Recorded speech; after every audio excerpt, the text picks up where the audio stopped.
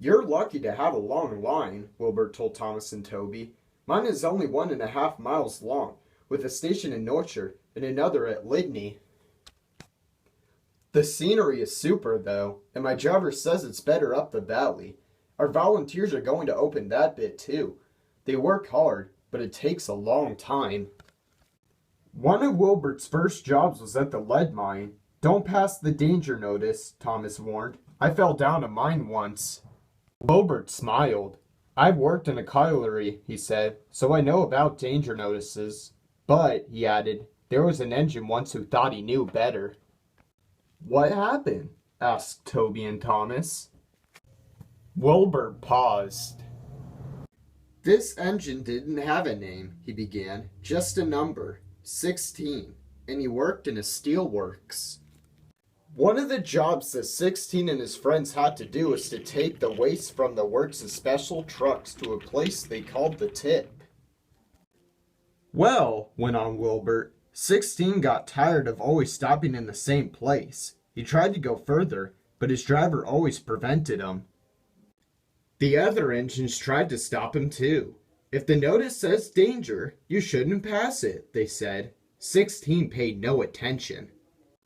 Don't be stupid, his driver said. We mustn't pass the notice, or goodness knows where we shall end up. Pooh, he scoffed. I could take care of myself. One wet day, 16's chance came. The rails were slippery, and when his driver tried to stop, he couldn't. You see, 16 had asked the trucks which were in front of him to carry on past the warning sign. They did just that, and their momentum pulled 16 with them. You silly engine, scolded his driver. Wasn't my fault, muttered 16 sulkily. It was those trucks. You've always wanted to pass that board, said the driver crossly. I believe you asked them to drag us on purpose. A foreman ran towards them. What are you doing there, driver? He shouted. It's not safe. The trucks dragged us, explained the driver. Well, come to the office with me. And you, fireman, get your engine back on firm ground before it's too late, ordered the foreman. But it was already too late. As the foreman turned away, the earth beneath 16's wheels sank, and the rails sagged.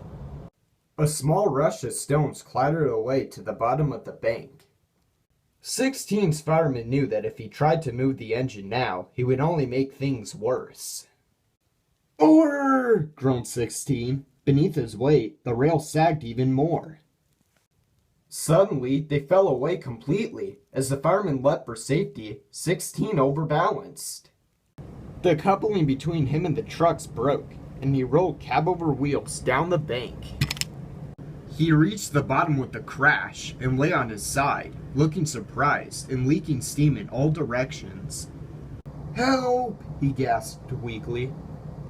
Thomas and Toby were silent. What happened to 16 after that? Ventured Toby. Oh, he was rescued, Wilbert said, but he wasn't repaired, and he was sent to the back of the shed in disgrace. Is he still there? Asked Thomas. He got better than he deserved, smiled Wilbert. Some preservation people came and bought him, and now he lives in the Midlands. But I think he's lucky to have been given a second chance. Thomas and Toby could only agree.